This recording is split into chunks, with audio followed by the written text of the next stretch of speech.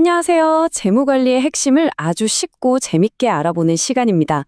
혹시 재무제표라는 말만 들어도 머리가 지끈거리시나요? 걱정 마세요.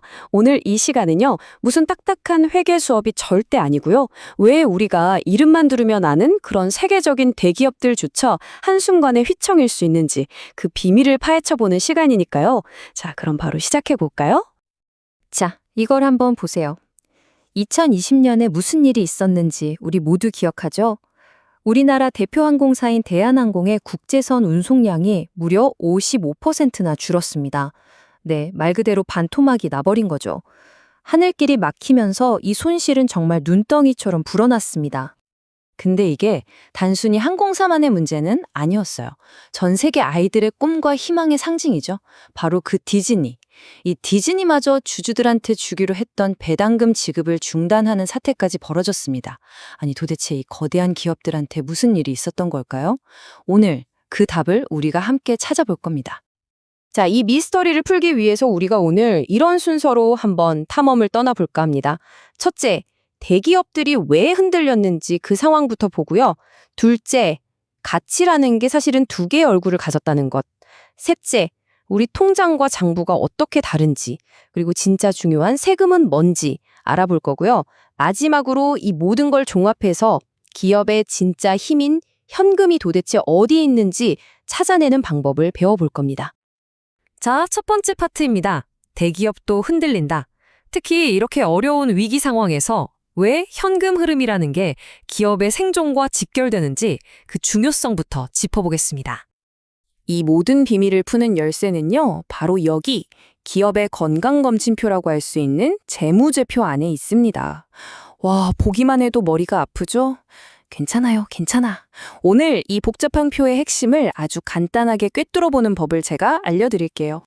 그래도 교수님 전 너무 어려워요 하는 분들을 위해서 제가 아주 특별한 비유를 하나 준비했습니다. 바로 우리들의 대통령 뽀로로가 팥빙수 가게를 차렸다고 상상해보는 거예요. 이걸로 오늘 나오는 모든 개념들을 아주 쉽고 재미있게 이해해볼 겁니다. 자, 두 번째 파트, 가치의 두 얼굴입니다. 재무제표를 딱 펼쳤을 때 가장 먼저 알아야 할 기본 개념이에요.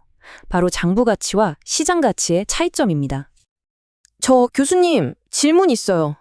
장부 가치, 시장 가치, 그냥 다 가치라는 말 아니에요? 그게 뭐 그렇게 큰 차이가 있나요? 뭐가 다른 건지 솔직히 잘 모르겠어요. 네, 아주 좋은 질문이에요. 자, 우리 뽀로로 가게를 생각하면서 이 슬라이드를 한번 보죠. 장부 가치라는 건요, 아주 쉬워요. 뽀로로가 팥빙수 기계를 100만 원 주고 샀다. 그럼 장부에 100만 원이라고 딱 적는 거예요. 과거에 얼마 주고 샀는지 그 역사적인 가격이죠. 근데 시장 가치는 완전히 다른 이야기입니다. 사람들이 와, 뽀로로가 만든 팥빙수? 이건 무조건이지 하면서 이 가게를 1,000만 원에라도 사고 싶어 해요. 그럼 그게 바로 시장 가치인 겁니다. 즉, 과거의 기록이 아니라 미래의 가치를 보고 사람들이 매기는 가격. 이게 바로 둘의 결정적인 차이입니다. 자, 이제 세 번째, 어쩌면 오늘 내용 중에 가장 중요한 부분일지도 모릅니다. 바로 통장과 장부의 차이. 회계 장부에 찍혀있는 이익이랑 실제 내 통장에 들어온 현금이 어떻게 다른지 알아볼 건데요. 아까 말했던 디즈니가 배당을 멈춘 이유가 바로 여기에 숨어 있습니다. 잠깐만요, 교수님.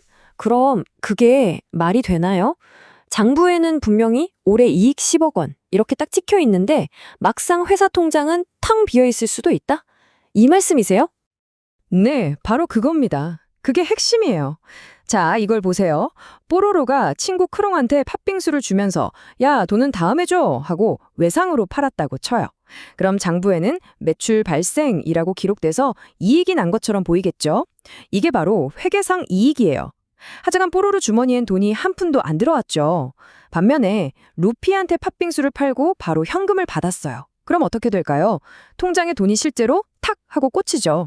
이게 바로 현금 흐름인 겁니다.